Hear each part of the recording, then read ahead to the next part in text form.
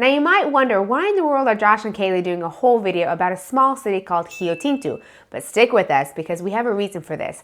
I'm Kalie with Expats Everywhere. And I'm Josh, and located in the Gondomar municipality and just northeast of Porto, Rio Tinto is connected to the Porto Metro and a great option if you want to live very close to a big city, but not have to deal with all of the tourists and city things that might annoy you. The World Population Review website has listed the Portuguese cities by population for 2024, and Rio Tinto comes in at number 22 with just under 50,000 people. Now the good thing is that the number 2 city, Porto, is close and easily accessible. Now one might think that a smaller town means that the only cuisine available is Portuguese food. And of course you can get that and find some great menus of the day. But Rio Tinto has a decent variety of restaurants for its small size. We were able to have an amazing meal at a Portuguese restaurant, but as we walked the streets, we were also able to see food options like Italian, burgers, Asian, international, and a lot more. So we have the variety, but what are daily costs like? You can find a menu of the day at an inexpensive restaurant for 8 to 10 euros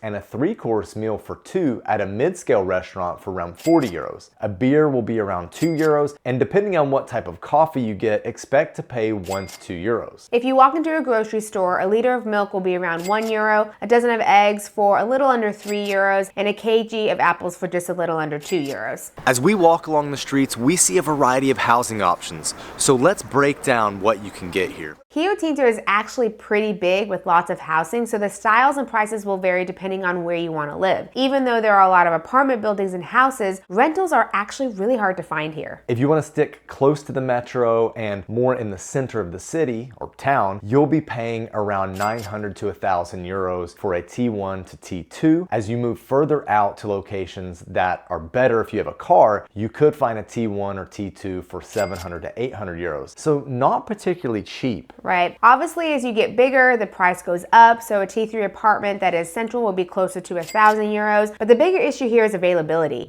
While you look around and see a lot of housing, there are way more people who own their homes and those that are for sale compared to renting. Yeah, absolutely. So if you're considering being close to Porto, but a little out like in Rio Tinto, your better option is to buy. Prices vary big time for purchasing as you have a mix of properties that need to be fully renovated all the way to turnkey properties and everything in between. Now, don't expect to find a steal here though, as those prices are long gone. But Rio Tinto isn't a bad option if you're looking for a property to buy, but you want to be out of the buzz of central Porto, yet still close enough to be connected to it. All right, so if we take a look at this metro map, we can see just how close we are to the center of Porto.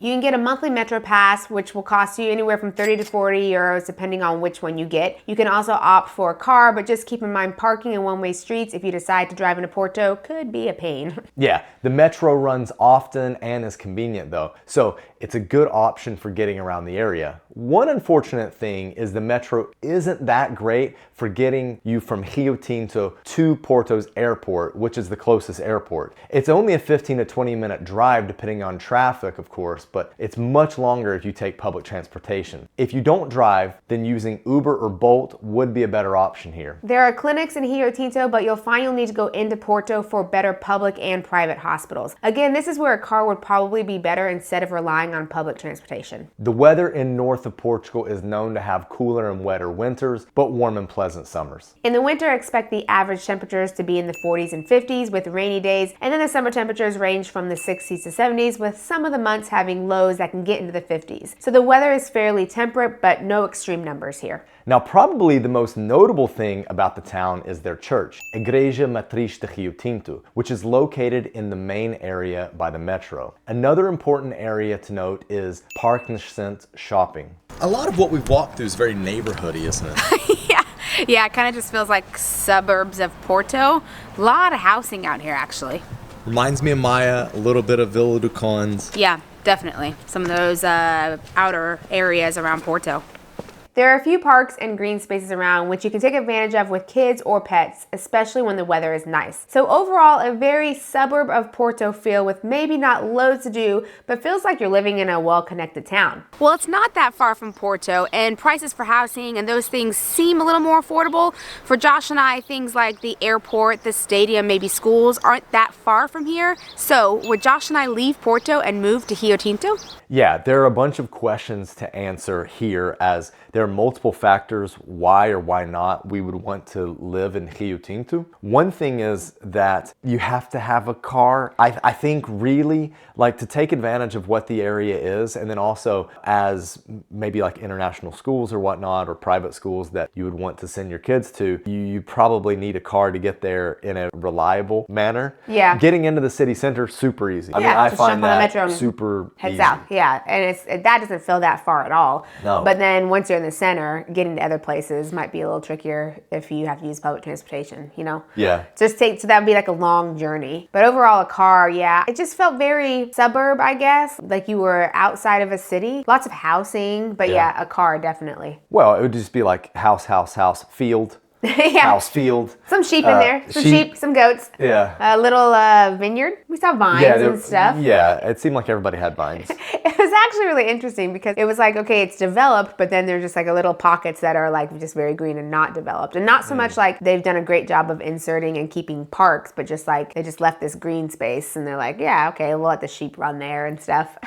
Yeah, so I found it strange as we kind of dug deeper and looked at Rio Tinto as an option to live, because visiting there and just like going and seeing a friend or going to the shopping mall is one thing. Yeah. Like you're not necessarily in the frame of mind where you're looking at this like in terms of like scouting, could this be the next place? But I thought like it seems not as charming and quaint as a town of its size or city of its size in other areas of the country should be. Yeah. But the main benefit would be its proximity to Porto. Right. So are you saying that there are other towns with the same proximity to Porto that would be better, or the same proximity to like Lisbon or like a bigger city that would be better than Rio Tinto? I think I'm definitely saying that, not to give away like whether I would expat that or not. But what I'm more trying to get at is like its benefit seems to be more its proximity to Porto than the fact that it's a cute, charming town. Got you. Yeah. Okay. Does that make sense? Yeah, that does make sense. Okay. Yeah, because I don't know if there was much that was like cute and charming about it. I mean, like by the church was nice, and then some of those green spaces there were nice. Of course, you've got the mall. So the kind of like those 2 metro stops. Yeah. That area could be, I guess, considered charming or nice. But then when you kind of get out, it's a lot of housing. I was actually really surprised at how much like housing is out there. Yeah. So that's why I'm like, I'm going to jump online, like take a look at prices and stuff.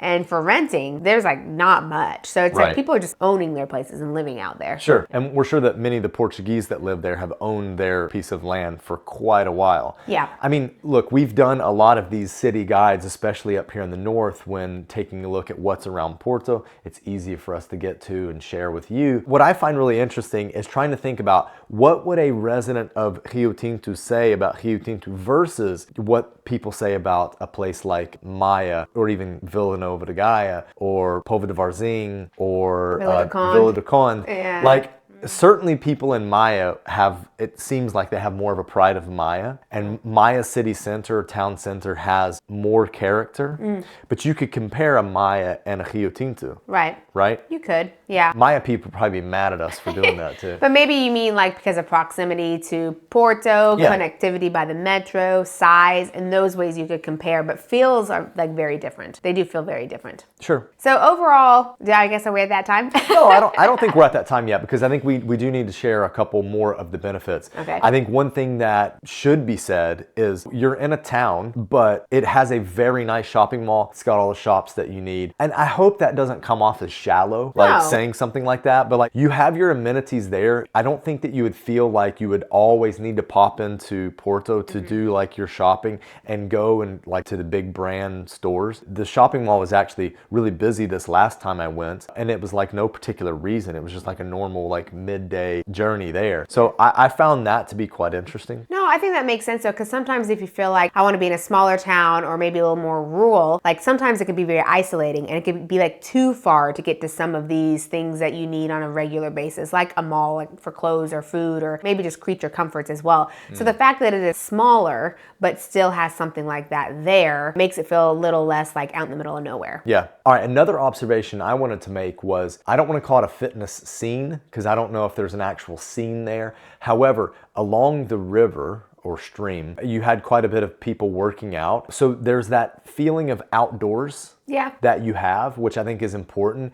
And living in the city center of Porto, I don't see that. It's probably because it's more of a gym culture, so you don't see people exercising per se. Yeah. In my short couple trips to Rio Tinto, I've seen more people running outside than I've seen in the city center of Porto. Yeah, I mean, that kind of makes sense though. No, it absolutely does. It's hard when you're running around a bunch of people and stuff. Exactly. It's an environment that facilitates taking advantage of the outdoors. Yeah. If you live in Porto and you go down to Ribeira, or at least down to like Riverside in the city, you'll have joggers. You'll see joggers. Yeah, a little more space. It lends itself more for outdoor exercise. Yeah. Exactly. So I don't want to say that no one runs in Porto. That's not accurate. But what I am saying is, like in the city center where it's very city feeling and you don't have that space, Rio Tinto, you visibly see more people exercising, I think, because of the environment. Right. And they're doing it outside, not in a gym. That makes sense. There are gyms there. Yeah. So you do have that if you want it. Yeah. How did you feel in terms of like walking around? Did you feel much more like a foreigner? Yeah, I would say it felt a little more, not stairs, but just,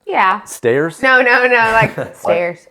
No, a little more of that in some places, I guess, but just a little bit. Yeah. Felt like a foreigner. Now, one cool thing in terms of not necessarily feeling like a foreigner is when we went into a restaurant just recently, we popped in there and, we were speaking Portuguese, although we were speaking English to each other. So I think that they had an idea that we were foreigners. I had my camera equipment with me as well. I imagine they were like, oh, these might be tourists, but that like didn't matter. We were treated the same. It wasn't like over the top, like, oh, you're our foreign guests, let me treat you really well. But it wasn't like, oh, you're foreigners, you're outsiders, I'm gonna treat these other people better because they come and frequent the place on a regular basis. Right. Yeah, and that place was good. Oh, man. I mean, I told one of our Portuguese friends about this place, and I was like, dude, even the ratings on Google are really good. And I was like, I'd go again. Like, I would actually to Rio Tinto for that? From here to Rio Tinto to eat there again. The only bad thing Price is, was like, good. well, I mean, because from here to Rio Tinto is not bad, but then it's not very close to the metro. It's a bit of a walk from the metro, but it's true. Yeah. And there are a couple of the restaurants that our friends that live in Rio Tinto pointed us in the direction of, so we'll have to hit up those as well. One we tried to go to. One we tried to go to. It said it was supposed to the be open. hours on Google weren't correct. Yeah. But it's still in business, so that's important. Yeah. So we'll go back for sure. All right, so you're looking at me like it's that time to answer that question. I think there's no hiding here. So this is the time where we answer the question, would we want to live in this place for like a medium term, let's say? Would you want to expat Rio Tinto? No. It's too, I don't know, I'm just being honest. It's too small. I like the more like city buzz, so I'm into that. I get that if you're not, then it could be an option. But like you were saying before, there are some other places that I think are around bigger cities, not just Porto, but around bigger cities around Portugal that have a bit more charm, a bit nicer of a feel. Not that this was like a bad feel or anything, but like just more charming that I think would be better options if you're looking for a smaller town that's connected to a big city. Yeah. And you? Yeah, no. I think my perspective is kind of on two different planes here. One is the like what's day-to-day life like, and I completely agree with you. So on that side, it's no. But then there's this other side, which is the financial side. I think you go to move to a place like a Rio Tinto or a Maya outside of the main city because it's cheaper and it offers like bigger space, so better dollar/euro for value, whatever, however we're supposed to put that.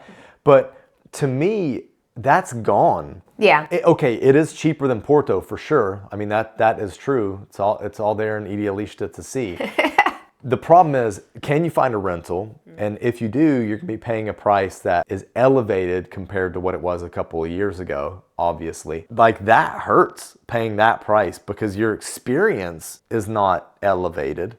Right. And then potentially buying there, okay, but I also think, like we said, the days of the value for money in Rio Tinto, those are kind of gone. Like those properties are snapped up, and now you've got like Portuguese people who are looking at the comps, and they're like, we're gonna sell our property for high. Yeah, because of the proximity to Porto. Yeah. Yep. Well, we've talked a lot about Maya, so if you want to see Maya, then check out this video right here. And there are other places around Portugal you can check out right here. Now, let's get moving.